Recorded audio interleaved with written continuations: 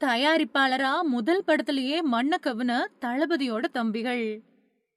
நடிகர் விஜய் படத்தை இயக்கினதால உச்சம் தொட்டவங்க தான் நெல்சன், அட்லி அப்புறம் லோகேஷ். தளபதியும் இவங்கள தான் தன்னோட தம்பிகளாவே பாக்குறாரு. விஜயோட தெறி, மெர்சல், பிகில் படங்களை இயக்குனதன் மூலமா ஃபேமஸ் ஆனாரு அட்லி. ஜீவா நடிச்ச சங்கிலி புங்கிலி கதவ தொற படம் மூலமா தயாரிப்பாளர் ஆனாரு அட்லி. இந்த படம் தோல்வியை தான் சந்திச்சது.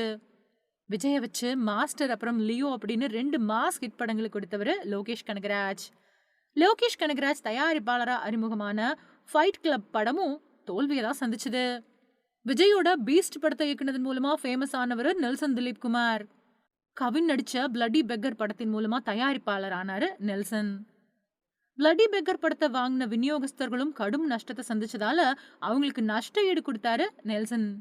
இப்படி விஜய் வச்சு மிகப்பெரிய இயக்குனர்களா பெயர் எடுத்த 3 பேருமே அவங்களோட தயாரிப்புல தோல்வியை தான் அடைஞ்சிருக்காங்க. 3 பேருமே விஜயை வச்சு இயக்கும்போது மிகச்சிறந்த படங்களை கொடுத்தப்பவும் கூட தாங்கள் தயாரிப்பாளரா எடுத்த படங்கள் ஏனோ சரியா போகாததால தளபதியோட 3 தம்பிகளுமே மண்ணதான் கவ்வியிருக்காங்க.